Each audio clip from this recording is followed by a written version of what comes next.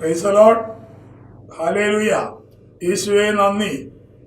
പ്രിയപ്പെട്ടവരെ, ഇന്ന് നമ്മുടെ വചനാഭിഷേക ധ്യാനത്തിന്റെ 6ാമത്തെ ദിവസമാണ്. ഇവിടെ യോഹന്നാന്റെ സുവിശേഷത്തിലെ 1-ാമത്തെ അധ്യായം 12-ാമത്തെ വാക്യം, യേശുവിനെ സ്വീകരിച്ചവർക്കെല്ലാം, യേശുവിന്റെ നാമത്തിൽ വിശ്വസിക്കുന്നവർക്കെല്ലാം ദൈവമക്കളാകാൻ ദൈവം കഴിവ് നൽകി. Praise the Lord. അവർ ജനിച്ചിരിക്കുന്നത് ജഡത്തിൽ നിന്നോ മാംസത്തിൽ നിന്നോ അല്ല, പുരുഷന്റെ ഇച്ഛയിൽ നിന്നുമല്ല. അവർ ജനിച്ചിരിക്കുന്നത് ദൈവത്തിൽ നിന്നാണ്. Price the Lord. അപ്പൊ പ്രിയപ്പെട്ടവരെ, ദൈവത്തിൽ നിന്ന് ജനിച്ചവർക്ക് മാത്രമേ ദൈവജനത്തെ സ്നേഹിക്കാനും അവരെന്തെങ്കിലും ദ്രോഹം ചെയ്താൽ അവരോട് ക്ഷമിക്കാനും സാധിക്കും. ഭൂമിയിലെ മനുഷ്യർക്ക്, ഭൂമിയിൽ നിന്ന് ജന്മം കൊണ്ട ഒരു മനുഷ്യർക്കും ആരെന്ത് ദ്രോഹം ചെയ്താലും അവരോട് ക്ഷമിക്കാൻ കഴിയില്ല. നമ്മൾ പറയും, എനിക്ക് ആരോടൊരു വിഷമില്ല എന്ന് പറയും. പക്ഷെ അങ്ങനെ പറഞ്ഞുകൊണ്ട് കാര്യമില്ല. നമ്മൾക്ക് നമ്മുടെ മനസ്സിനെ പഞ്ചേന്ദ്രിയങ്ങൾ എന്ന് പറയും. കണ്ണ്, കാത്, നാക്ക്, മൂക്ക്, ത്വക്ക്. നമ്മുടെ ഹൃദയത്തിന് 5 വാതിലുണ്ട്. ആ വാതിലിലൂടെ നമ്മൾ കാണുന്നത് നമ്മുടെ മനസ്സിൽ വരും, കേൾക്കുന്നത് മനസ്സിൽ വരും, ശ്വസിക്കുന്നത് മനസ്സിൽ വരും, രുചിക്കുന്നത് മനസ്സിൽ വരും, സ്പർശിക്കുന്നത് മനസ്സിൽ വരും. ഇതൊക്കെ നമ്മുടെ ജന്മം മുതൽ ഈ നിമിഷം വരെയുള്ള നമ്മുടെ ജീവിതത്തിൽ ഈ പഞ്ചേന്ദ്രിയങ്ങൾ വഴി കടന്നു വന്നിട്ടുള്ള ഓരോ തിക്താനുഭവങ്ങളും, ആന്തരിക മുറിവുകള്, വേദനകള്, സങ്കടങ്ങള്, ദുഃഖങ്ങള്, അപമാനം, പ്രയാസങ്ങള് എല്ലാം നമ്മുടെ മനസ്സിലുണ്ട്. അപ്പൊ നമ്മള് ആരോടെങ്കിലും ക്ഷമിക്കാനുണ്ടോ? ആരോടും ക്ഷമിക്കാനില്ല എന്ന് പറയുന്നത് മണ്ടത്തരാണ്. നമ്മളെ വേദനിപ്പിക്കുന്ന ആളുകളോട് നമ്മൾ മിണ്ടില്ല. അവരെ കാണുമ്പോൾ നമ്മൾ മാറിപ്പോവും, സംസാരിക്കില്ല. ഞാന് തൃശ്ശൂർ രൂപതയിലുള്ള ഒരു പള്ളിയില് ധ്യാനം നടത്തുക. ആ ധ്യാനത്തില് ഒരു പ്രായമായ 10-75 വയസ്സുകാര അമ്മച്ചിയും അമ്മച്ചിയുടെ മകളും ആ ധ്യാനത്തിലുണ്ട്. പള്ളിയുടെ അടുത്ത വീടെന്ന് പറഞ്ഞു. ധ്യാനം കഴിഞ്ഞപ്പോ 5 ദിവസം ധ്യാനമാണ്. 4ാമത്തെ ദിവസം ധ്യാനത്തിന്റെ സമാപനത്തിൽ ഞാൻ പറഞ്ഞേ, ക്ഷമിക്കാനുള്ള ആളുകള് ഞാൻ എണ്ണെടുക്കും. ഫസ്റ്റിലെ ക്ലാസ് കഴിയുമ്പോൾ, ക്ഷമയുടെ ക്ലാസ് കഴിയുമ്പോൾ എണ്ണെടുക്കും. എന്നിട്ട് അവരോട് പറയും, 5ാമത്തെ ദിവസം വഴിക്ക് എല്ലാവരും ക്ഷമിക്കണം. മനസ്സിൽ ക്ഷമിച്ചാൽ പോരാ, നമ്മൾ ആരാണോ വേദനിപ്പിച്ച ആ വ്യക്തിയോട് നേരിൽ കണ്ട് പറയാൻ പറ്റുന്ന സാഹചര്യമാണെങ്കിൽ അവരോട് മാപ്പ് ചോദിക്കണം. നമ്മൾ വരുന്ന വഴിയിൽ ഏതെങ്കിലും വീട്ടുകാരോടാണെങ്കിൽ അവിടെ കയറി മാപ്പ് ചോദിക്കണം. പറയും വീട്ടിലുള്ളവരോട് ചോദിക്കാൻ ഒരു ബുദ്ധിമുട്ടില്ല. ഞാൻ പറയും, വീട്ടിലുള്ളവരോട് ഫോൺ ചെയ്ത് പറയരുതെന്ന്.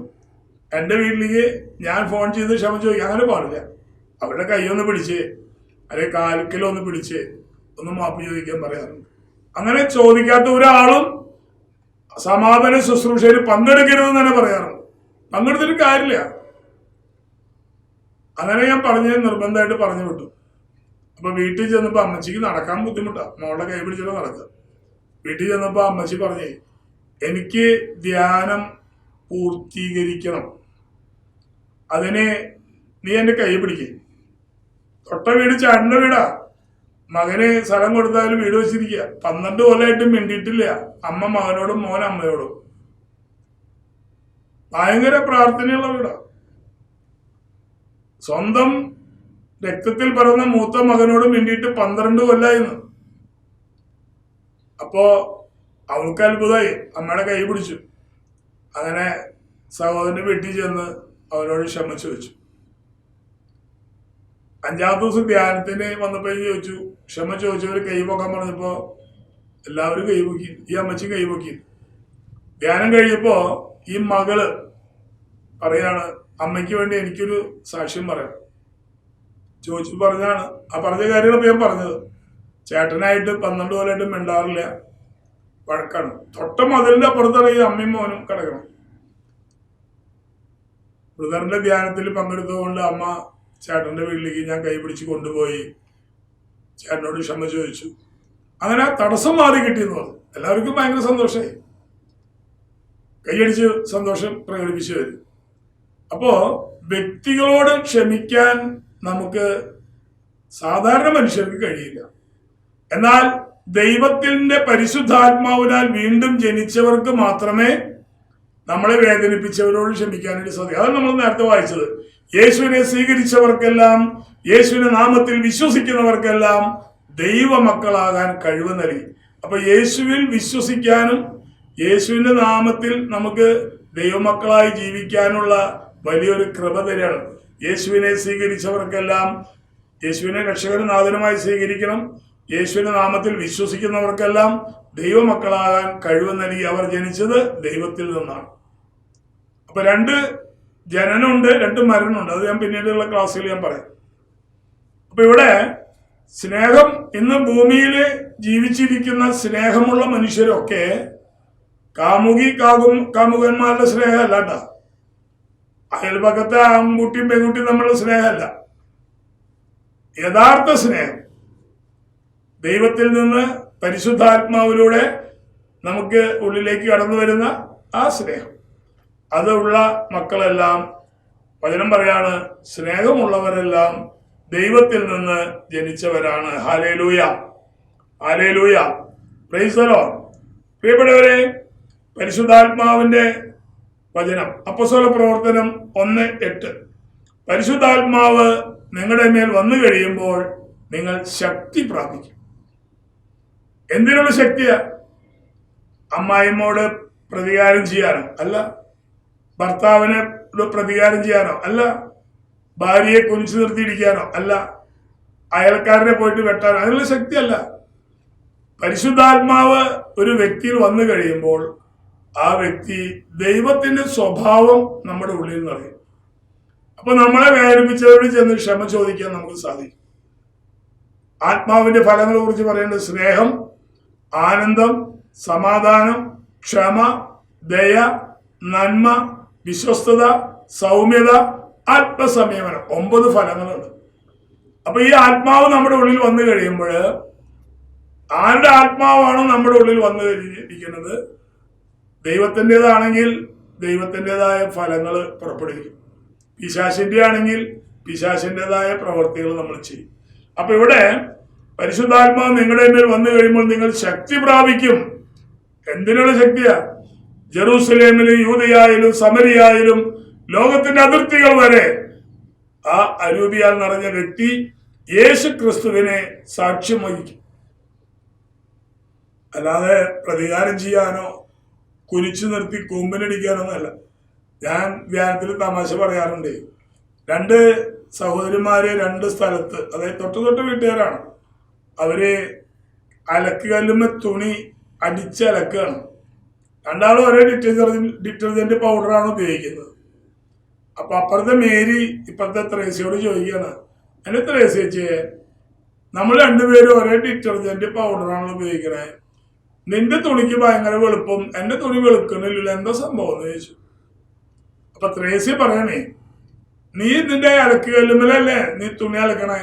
അതെ, ഞാനേ അലക്കുകല്ലുമ്മൽ തന്നെയാണ് ഞാൻ തുണി അലക്കുന്നതെങ്കിലും ഞാൻ എൻ്റെ അമ്മായിമ്മേനെ കുനിച്ചു നിർത്തിയിട്ട് ആ അമ്മായിമ്മയുടെ നടുമ്പുറത്ത് അലക്കണ കാരണം കൊണ്ടാണ് തുണി വെളുക്കണെന്നാണ് അവള് പറയുന്നത്. അമ്മായിമ്മയുടെ നടുമ്പുറത്ത് തുണി തല്ലി അലക്കുന്നത് കൊണ്ടാണ് എന്റെ തുണിക്ക് വെളുപ്പെന്ന് പറയണേ. അപ്പൊ അങ്ങനെ പ്രതികാരം ചെയ്യാനൊന്നല്ല പരിശുദ്ധാത്മാവ്.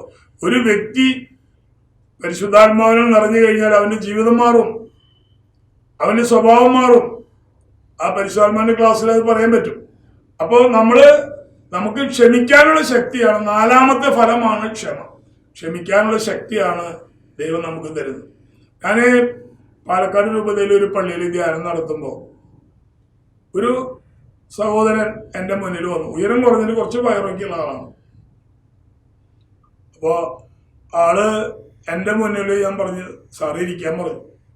അപ്പൊ ഇരിക്കുന്നതിന് മുമ്പ് ആള് ഈ ഷർട്ട് പൊക്കി കാണിക്കുകയാണ്, വയറ് കാണിക്കായിരിക്കും. ഈ കല്യാണം കഴിഞ്ഞ് ഗർഭിണിയായ പെൺകുട്ടികളുടെ വയറ് കാണാൻ പോണ ഒരു പരിപാടി പറഞ്ഞു കേട്ടിട്ടുണ്ട്. അതുപോലെ ഇയാള് ഷർട്ട് പൊന്തിച്ചിട്ട് വയറ് കാണിക്കുകയാണ്. അപ്പൊ വയറിന് ഒരു 8 ഇഞ്ച് വീതിയുള്ള ഒരു ബെൽറ്റ് കിടക്കുന്നുണ്ട്, ഒരു പച്ച ബെൽറ്റ്. സാധാരണ ബെൽറ്റ് ഉപയോഗിക്കുന്നത് മുണ്ടിന്റെ പാൻറ്റൊക്കെ ഉറച്ചു നിൽക്കാൻ വേണ്ടി ബെൽറ്റ് ഉപയോഗിക്കും. ഈ വയറിനെ ബെൽറ്റ് ഇട്ടിരിക്കുകയാണ്. ഞാൻ വിചാരിച്ചു വയറ് കുറയാൻ വേണ്ടിയിട്ട് ഈ ഗർഭിണികള് പ്രസവം കഴിഞ്ഞാൽ അവരൊക്കെ ചിലപ്പോൾ ഇൻ ഷേപ്പ് എന്നൊക്കെ പറഞ്ഞ എന്തൊരു സാധനം കെട്ടുന്നുണ്ടെന്നൊക്കെ പറഞ്ഞു കേട്ടിട്ടുണ്ട്. അപ്പൊ അത് വലിയ ഈ വ്യക്തി എന്ത് ചെയ്തെന്നറിയോ, ഈ ബെൽറ്റാണ് താത്തിപ്പോ ഒരു ഓപ്പറേഷൻ ചെയ്ത ഒരു വടു കാണാനുണ്ട്, ഒരു അടയാളം. ഈ പൊക്കലിന്റെ അടിയിൽ കൂടെ വയറ്റിലെ കുടല് പുറത്തേക്ക് ബൾജ് ചെയ്ത് വരികയാണ്. അപ്പോ നമ്മൾ ഈ കുട്ടികള് ബബിൾ ഗം ഉപയോഗിച്ചിട്ട് ഊതി വെറുപ്പിക്കില്ലേ, അതുപോലെ വയറ്റിലെ കുടല് ആ ദ്വാരത്തിലൂടെ പുറത്തേക്ക് ഒരു നെല്ലിക്കോളം വലുപ്പത്തിൽ പുറത്തേക്ക് വന്നു. ഞാൻ കണ്ടപ്പോ പേടി, എനിക്ക് കാലിന്റെ അടിയിൽ തരിപ്പ് വന്നു. അപ്പൊ ഞാൻ പറഞ്ഞേ, പക്ഷെ അത് ഉള്ളിലേക്ക് ഞെക്കിയിട്ടാക്കി. അപ്പൊ ആളത് ഉള്ളിലേക്ക് തള്ളി കയറ്റി അത് ബെൽറ്റ് ശരിക്കിട്ടു, ഷർട്ട് ശരിക്കിട്ട് എന്നെ മുന്നിലിരുന്നു. എന്ത് പറ്റിയതാന്ന് ചോദിച്ചപ്പോ ആള് പറയാ, ഒരു മേജർ ഓപ്പറേഷൻ ആയിരുന്നു, എനിക്ക് ചുമ പിടിപെട്ടു. അപ്പൊ 2 സ്റ്റിച്ച് വിട്ടു, എനിക്ക് കുറച്ച് വയറുണ്ട്. പിന്നെ ഡോക്ടർ പറഞ്ഞു ഇനി അത് സ്റ്റിച്ച് ചെയ്യാൻ പറ്റില്ല. അപ്പൊ ഒരു ബെൽറ്റ് പറഞ്ഞ് അത് കൊടുത്തു. അങ്ങനെ ആ ബെൽറ്റ് മരണം വരെ ധരിക്കണം എന്നാണ് പറയണത്. ഞാനിങ്ങനെ പ്രാർത്ഥിച്ചിട്ട് മാഷ് ആ വ്യക്തിയോട് ചോദിച്ചു, സാറേ ഈ പ്രയാസം മാറണം എന്ന് ആഗ്രഹിക്കുന്നുണ്ടോ? അത് നമുക്ക് പ്രാർത്ഥിക്കാം. അങ്ങനെ പ്രാർത്ഥിച്ചപ്പോ എനിക്കൊരു പേര് തന്നു ഈശോ. ഞാൻ ചോദിച്ചു ഈ പേരുകാരനെ അറിയുമെന്ന് ചോദിച്ചു. അപ്പൊ ആള് എന്നോട് ചോദിക്കുക, ജോസ് ബ്രദർ ആളറിയുമെന്ന്. ഞാൻ പറഞ്ഞു ഞാനറിയില്ല, അവൻ്റെ അനിയനാ, അവൻ സെന്റ് തോമസ് കോളേജിലെ പഠിച്ചോണേ. അപ്പൊ ഏതാണ്ട് എന്റെ പ്രായം അത്ര. അപ്പൊ നിങ്ങൾ രണ്ടുപേരും ഒരേ ബെഞ്ചിൽ നിന്ന് പഠിച്ചവരാവുന്നാണ് ആ കക്ഷി എന്നോട് പറഞ്ഞത്. ഞാൻ സെന്റ് തോമസ് കോളേജിന്റെ ഉള്ളിൽ കയറിയിട്ടില്ല ഇതുവരെ, പുറത്തുകൂടെ പോയിട്ടുണ്ടെന്ന് പറഞ്ഞു. അതിനുള്ള പഠിപ്പായിരിക്കുള്ളൂ. അതെന്റെ അനിയനാ. അപ്പൊ ഞാൻ ചോദിച്ചു അനിയനായിട്ട് എന്തെങ്കിലും വിഷമമുണ്ടോന്ന് ചോദിച്ചു. അപ്പൊ ആള് അസഭ്യമായ ഭാഷയിലാണ് എന്നോട് പറഞ്ഞത് അനിയന്. ആ ഡാഷ് മോനെ കുറിച്ച് എന്നോടൊന്നും പറയണ്ട. സ്വന്തം അമ്മ പ്രസവിച്ച വരെ കൂടപ്പിറപ്പാണ്. 3 തവണ ആ പള്ളിക്കകത്ത് ഇരുന്നിട്ട് ആ വ്യക്തി അനുജനെ വളരെ മോശമായി പറഞ്ഞു. അപ്പൊ ഞാന് ആളോട് ചോദിച്ചേ, ഈ വ്യക്തിയോട് ക്ഷമിക്കാൻ പറ്റുമോ? ഈ അസുഖം ഈശോ സുഖപ്പെടുത്താൻ ആഗ്രഹിക്കുന്നുണ്ടെന്ന് പറഞ്ഞു. അപ്പോഴാണ് 3ാമത്തെ വാക്ക് പറഞ്ഞത്, ആ ഡാഷ് മോനോട് ക്ഷമിച്ചിട്ട് ഇത് മാറണ്ടാന്ന്. അപ്പൊ ഇത്രയും കഠിന ഹൃദയമുള്ള ആൾക്കാരാണ്, പള്ളിയിൽ ഡെയിലി വരുന്ന ആൾക്കാരാണ്, കുർബാന സ്വീകരിക്കുന്നവരാണ്, ഭയങ്കര കുടുംബപ്രാർത്ഥന ചെല്ലുന്നവരാണ്. കഠിന ഹൃദയം, ആ ഹൃദയത്തിന്റെ ഉടമകളാണ് ഇങ്ങനെ പറയും. അങ്ങനെ ഞാൻ പറഞ്ഞു കുഴപ്പമില്ല, ഞാൻ പ്രാർത്ഥിച്ച എന്റെ കാര്യം വിട്ടു. ആള് ക്ഷമിച്ചോ? അവനോട് ക്ഷമിച്ചിട്ട് എനിക്കിത് മാറണ്ടെന്ന് പറഞ്ഞിട്ടാണ് എന്റെ അടുത്തുനിന്ന് പോയത്. പ്രിയപ്പെട്ടവരെ, ക്ഷമിക്കാന്നുള്ളത് മാനുഷികമായ ഒരു കഴിവല്ല, ദൈവം തരുന്ന ഒരു ശക്തിയാണ്. എൻ്റെ ഒരു പരിചയമുള്ള ഒരു സഹോദരൻ, പേര് ഞാൻ പറയണില്ല, ഗൾഫുകാരനാണ്, സ്ഥലം പേരും പറയില്ല, ഗൾഫുകാരനാണ്. ധ്യാനത്തിലൊക്കെ ഞാൻ പേര് പറയാറുണ്ട്. ഗൾഫുകാരൻ, ഞാനൊരു ധ്യാന കേന്ദ്രത്തില് ഒരു ക്ലാസ് കഴിഞ്ഞിട്ട് ഇറങ്ങുമ്പോൾ ഈ മകൻ ആ ധ്യാന കേന്ദ്രത്തിലുണ്ട്. ഒരു ഏകദിന ധ്യാനത്തിൽ വന്നതാണ്. എന്നെ കണ്ടപ്പോ ഏറ്റവും പുറകിലേക്ക് വന്നു, എന്നെ കണ്ട് സ്തുതിയൊക്കെ പറഞ്ഞ് ആള് പറയാണ്, ജോസടാ എന്റെ കല്യാണം കഴിഞ്ഞു 4-5 കൊല്ലായി, ഉണ്ണി ഉണ്ടായിട്ടില്ല, ഉണ്ണി. അപ്പൊ നടത്തി കല്യാണം എന്നെ അറിയിക്കാഞ്ഞ്.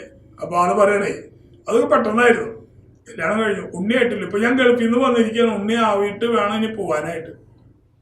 അപ്പൊ ഞാൻ പറഞ്ഞു നിനക്ക് എത്ര ഉണ്ണി വേണമെന്ന് ചോദിച്ചു.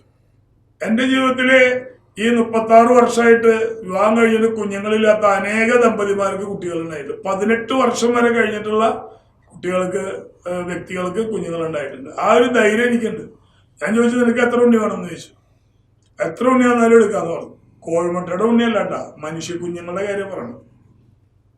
അപ്പോ നീ എന്റെ ധ്യാനം കൂടണം എന്ന് പറഞ്ഞു. എവിടെ ധ്യാനം? ഇപ്പൊ ഞങ്ങള് പഴയന്നൂര് കല്ലംകുളം എന്ന് പറയുന്ന നോർബർട്ട് ധ്യാന കേന്ദ്രത്തിലാണെന്ന് പറഞ്ഞു. അപ്പൊ ആള് പറയാ, ഞാൻ ഇവിടുത്തെ ധ്യാനം 2 കൂടിയുണ്ട് പറഞ്ഞു ഗൾഫിൽ നിന്ന് വന്നിട്ട്. അതൊന്നും പറഞ്ഞു നടക്കില്ല, എന്റെ ധ്യാനം നീ കൂടണം. അങ്ങനെ ഭാര്യയും ഭർത്താവ് കൊണ്ട് വന്നു. ചെറുപ്പക്കാരാണ്. ധ്യാനത്തിന് വന്നു. എന്റെ അടുത്ത് തന്നെ ഒരു കൗൺസിലിങ്ങിന് വന്നു. ഞാനെ പ്രാർത്ഥിച്ച് പറഞ്ഞാ, നിന്റെ അപ്പച്ചനോട് നിനക്ക് എന്താ വിഷമം? അപ്പൊ ആള് കുറെ സങ്കടങ്ങൾ എന്നോട് പറഞ്ഞു. അപ്പച്ചൻ എന്റെ മുഖത്ത് പോയിട്ട് അപ്പച്ചന്റെ മോനല്ല എന്ന് വരെ എന്നോട് പറഞ്ഞു. ആ അപ്പച്ചനെ എനിക്ക് എങ്ങനെ സ്നേഹിക്കാൻ പറ്റുക? മാത്രമല്ല, അനിയത്തി കുറുമ്പ് കാണിച്ച അടി മുഴുവനും ഇവനാണ്. ഇവനെ അമ്മ കൊണ്ടുവന്നതാന്ന് പറയണേ. അമ്മ കല്യാണത്തിന് മുമ്പ് ഗർഭം ധരിച്ചു വന്നതാന്ന് പറയണം. അതിപ്പോ അതൊരു കുടുംബ പ്രശ്നമാണ്. അപ്പൊ ഇവന് ഒരു 5-8 ധ്യാനം കൂടിയുണ്ട്. ഇവന് ധ്യാനം കൂടിയിട്ട് ഇവൻ വീട്ടിൽ ചെല്ലുമ്പോ അപ്പൻ ഒരു വാക്ക് പോലും ചോദിക്കാറില്ല. നന്നായോ, ഇഷ്ടപ്പെട്ടോ അതൊന്നും ചോദിക്കാറില്ല. 9ാമത്തെ ധ്യാനത്തിലാണ് ഇപ്പൊ അവൻ കൂടിക്കൊണ്ടിരിക്കുന്നത്. അങ്ങനെ അവനോട് ഞാൻ പറഞ്ഞേ, നിന്റെ അപ്പനോട് നീ ക്ഷമിക്കാതെ നിന്റെ ഭാര്യയിൽ നിന്ന് നിനക്കൊരു കുഞ്ഞിനെ കിട്ടില്ല എന്ന് പറഞ്ഞു. അപ്പനോട് നീ ക്ഷമിക്കണം. അപ്പൻ എത്ര തെറ്റ് ചെയ്താലും നിന്റെ ജനനത്തിന് ആ അപ്പനാണ് കാരണക്കാരൻ. ലോകത്തിലെ അനേക പുരുഷന്മാരുണ്ടെങ്കിലും നീ ജനിക്കാൻ ആ പിതാവിനെയാണ് ദൈവം തെരഞ്ഞെടുത്തത്. Price the Lord, hallelujah. അപ്പോ അവന് ഭയങ്കര വിഷമൊക്കെ ഉണ്ട്. അപ്പൊ നീ ഇന്ന് ഈ ധ്യാനം കഴിഞ്ഞ് പോയാൽ നീ അപ്പന്റെ കാക്കല് നീയും ഭാര്യ ഒന്ന് കന്ന് കിടന്ന് മാപ്പ് തരണം എന്ന് പറയണം, ക്ഷമിക്കണം എന്ന് പറയണം. അപ്പം പറഞ്ഞു, ഇതുവരെ അങ്ങനെ അപ്പൻ ചോദിച്ചിട്ടുമില്ല, ഞാൻ ക്ഷമ ചോദിച്ചിട്ടുമില്ല, ധ്യാനത്തെ കുറിച്ച് ചോദിച്ചിട്ടുമില്ല, ഞാൻ ക്ഷമ പറഞ്ഞിട്ടുമില്ല. എന്നാൽ നീ വണ്ടിയിലേക്ക് ഇവിടുന്ന് ധ്യാനം കഴിഞ്ഞ് ബാഗ് എടുത്ത് ഇറങ്ങുമ്പോൾ ഇങ്ങനെ പ്രാർത്ഥിക്കണം, ഞാൻ അപ്പനോട് ക്ഷമിക്കുന്നു, അപ്പനെ അനുഗ്രഹിക്കണമേ. ഞാൻ അപ്പനോട് ക്ഷമിക്കുന്നു, അപ്പനെ അനുഗ്രഹിക്കണമേ. വീട് എത്തുന്നത് വരെ നീ ഇങ്ങനെ പ്രാർത്ഥിച്ച് മനസ്സിൽ വേറെ ഒരു വർത്തമാനം പറയണ്ട. അപ്പൊ അവൻ ചെയ്യാന്ന് പറഞ്ഞു. അവന് ആഗ്രഹമുണ്ട്, അവന്റെ വിസയ്ക്ക് എന്തോ തടസ്സമുണ്ട്, അത് രണ്ടും മാറണം, അതാണ് അവന്റെ ആഗ്രഹം. അങ്ങനെ പ്രാർത്ഥിക്കാന്ന് പറഞ്ഞ് അവൻ ബസ്സിൽ കയറി തൃശ്ശൂരിൽ നിന്ന് ഇറങ്ങി പിന്നെ വേറെ ബസ് കയറിയിട്ട് വേണം അവന് പോകാനായിട്ട്. വീടെത്തുമ്പോ അപ്പൻ സിറ്റ് ഔട്ടിൽ നിൽക്കുന്നുണ്ട്. അപ്പൻ ജീവിതത്തിൽ ആദ്യമായിട്ട് അവന് മോനോട് ചോദിക്കണം, ധ്യാനം എങ്ങനെ ഉണ്ടായിരുന്നോ മോനെ എന്ന് ചോദിച്ചു. ഒരാകെ അത്ഭുതമായി. പറയല്ല, വേഗം അവിടെ വെച്ച് സിറ്റ് ഔട്ടിൽ തന്നെ അപ്പന്റെ കാല് പിടിച്ചിട്ടുണ്ടാവും. അങ്ങനെ അകത്തേക്ക് വരാൻ പറഞ്ഞ് അകത്തേക്ക് വന്ന് അപ്പനെ തിരുഹൃദയത്തിന്റെ മുമ്പിൽ നിർത്തിയിട്ട് 2 പേരും അപ്പന്റെ കാക്കല് കമന്ന് കിടന്നു. ഇവൻ അപ്പന്റെ കാല് പിടിച്ചു, ഭാര്യ പിടിച്ചു. കമന്നപ്പോ അപ്പൻ ഇവരെ കുനിഞ്ഞ് പിടിച്ചിരിക്കുകയാണ്. അപ്പൊ അപ്പന്റെ കണ്ണീന്ന് ചൂട് കണ്ണീര് ഇവന്റെ പുറത്ത് വീണു നനഞ്ഞു എന്നാണ് അവൻ പറഞ്ഞത്. അങ്ങനെ എഴുന്നേൽപ്പിച്ച് നിർത്തി അപ്പന്റെ 2 കൈയും തലയിൽ വെച്ച് പ്രാർത്ഥിച്ചു. പ്രിയപ്പെട്ടവരെ, 9 മാസം 9 ദിവസം കഴിയുമ്പോഴേക്കും ഭാര്യ ഒരു ആൺകുഞ്ഞിനെ പ്രസവിച്ചു. Price the Lord, hallelujah. അവനെ വിളിച്ചു പറഞ്ഞു. 1 മാസം 1.5 മാസം കൂടെ കഴിയുമ്പോൾ അവൻ വിളിച്ചു പറഞ്ഞു, ജോസ് ബ്രദറെ, ഭാര്യയ്ക്ക് വിശേഷം ഉണ്ടാ, ഞങ്ങൾ മദർ ഹോസ്പിറ്റലിൽ നിന്ന് വിളിക്കണേ, അവിടെ യൂറിൻ ടെസ്റ്റിൽ വന്നിരിക്കുകയാണ്. അപ്പൊ 1/2 മണിക്കൂർ കഴിഞ്ഞാൽ റിസൾട്ട് കിട്ടും. റിസൾട്ടിൽ പറഞ്ഞു ഭാര്യ പ്രഗ്നന്റ് ആണ്. അപ്പൊ ദൈവത്തിന് അസാധ്യമായിട്ടൊന്നുമില്ല. നമ്മൾ ക്ഷമിക്കാത്തിടത്തോളം കാലം വ്യക്തികളോട്, അപ്പനോടോ അമ്മയോടോ ഭാര്യയോടോ മക്കളോടോ നാത്തൂനോടോ അമ്മായിമ്മയോടോ അമ്മാനപ്പനോടോ അയൽക്കാരോടോ ബന്ധുക്കളോടോ മേലധികാരികളോടോ സഹപ്രവർത്തകരോടോ നമുക്ക് എല്ലാവരും പ്രീതിപ്പെടുത്താനൊന്നും പറ്റില്ല. അപ്പൊ എന്തെങ്കിലുമൊക്കെ ഇഷ്ടക്കേടുകളുണ്ടാവും. അപ്പൊ അവരോട് ക്ഷമിക്കാൻ തയ്യാറായാൽ അത് വെറുതെ നമ്മള് വഴക്ക് കഴിഞ്ഞിട്ട് എന്നോട് ക്ഷമിച്ചോളൂ എന്ന് കാര്യമില്ല. പക്ഷെ ധ്യാനം കൂടി ദൈവത്തിന്റെ വചനം കേട്ട് രമ്യതപ്പെടാൻ നമ്മൾ തയ്യാറായാൽ തീർച്ചയായും നീ ആഗ്രഹിക്കുന്ന കാര്യം ദൈവമായ കർത്താവ് നിനക്ക് നിറവേറ്റി തരും. Price the Lord. നമുക്ക് പ്രാർത്ഥിക്കാം. എന്നെ ശ്രവിച്ച എല്ലാ ദൈവ മക്കളെയും ഞാൻ യേശുവിന്റെ കരങ്ങളിൽ സമർപ്പിച്ചുകൊണ്ട് പ്രാർത്ഥിക്കുക. കർത്താവെ, അങ്ങ് കുരിശിൽ കിടന്ന് ക്ഷമിച്ചതുപോലെ ഈ വചനം ശ്രവിച്ച എല്ലാ മക്കൾക്കും ക്ഷമിക്കുവാനുള്ള വലിയ ശക്തി അവിടെ നൽകണമേ. ഉന്നതത്തിൽ നിന്ന് നൽകപ്പെടുന്നില്ലെങ്കിൽ ഞങ്ങൾക്ക് ഒന്നും ലഭിക്കില്ല. നീ ഞങ്ങളുടെ പിതാവാണ്, നീ ഞങ്ങളുടെ യേശു ഞങ്ങളുടെ രക്ഷകനാണ്, പരിശുദ്ധാത്മാവ് ഞങ്ങളുടെ സഹായകനാണ്. ഞങ്ങൾക്ക് പരസ്പരം ക്ഷമിക്കാം. വീട്ടിലുള്ളവരോട്, കൂടപ്പിറപ്പുകളോട്, മാതാപിതാക്കന്മാരോട്, ജീവിത പങ്കാളിയോട്, അയൽക്കാരോട് ക്ഷമിക്കുവാനുള്ള വലിയ ശക്തി ഞങ്ങൾക്ക് വേണം. കർത്താവ് വേണം തന്നെ പറയണം. ചോദിക്കുവിൻ, നിങ്ങൾക്ക് ലഭിക്കും. അങ്ങനെ എല്ലാവരോടും ക്ഷമിച്ച് നമുക്ക് പ്രാർത്ഥിക്കാം. ധ്യാനത്തിൽ പങ്കെടുക്കാൻ ആഗ്രഹമുള്ളവർക്ക് ഇവിടെ താഴെ ഫോൺ നമ്പർ കൊടുക്കുന്നുണ്ട്. അതിൽ വിളിച്ച് നിങ്ങൾക്ക് ധ്യാനത്തിന് വരാവുന്നതാണ്. ധ്യാനത്തിന് ഭക്ഷണം, താമസം സൗജന്യമായിട്ട് ചെയ്യാനാണ് ഞങ്ങൾ ആഗ്രഹിക്കുന്നത്. താല്പര്യമുള്ളവർക്ക് പങ്കെടുക്കാം. തൃശ്ശൂർ വടക്കേ സ്റ്റാൻഡിൽ നിന്ന് വടക്കാഞ്ചേരി, ചേലക്കര, പഴയന്നൂര് ലിമിറ്റഡ് ഷോപ്പ് ബസ്സിൽ കയറി കല്ലംകുളം സ്റ്റോപ്പിൽ ഇറങ്ങിയാൽ അല്പദൂരം മുന്നോട്ട് നടന്നാൽ വലത്തെ ഭാഗത്ത് നോർമട്ട് ധ്യാന കേന്ദ്രം കാണും. 10-75 പേർക്ക് താമസിക്കാനുള്ള സൗകര്യങ്ങളൊക്കെ അവിടെ ഉള്ളു. അപ്പോൾ ധ്യാനത്തിന് വന്നാൽ നിങ്ങൾക്ക് നേരിട്ട് കാണാനും സംസാരിക്കാനൊക്കെ സാധിക്കാവുന്നവർ പങ്കെടുക്കുക. Praise the Lord. ഈശോ മിശിഹായ്ക്കും സ്തുതിയായിരിക്കട്ടെ.